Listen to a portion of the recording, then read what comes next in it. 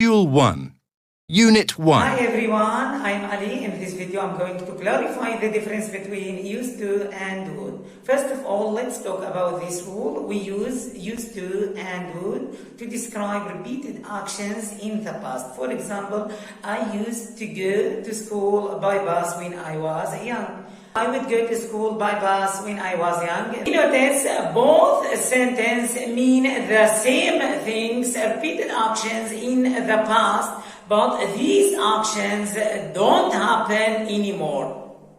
Let's move to the difference between used to and would.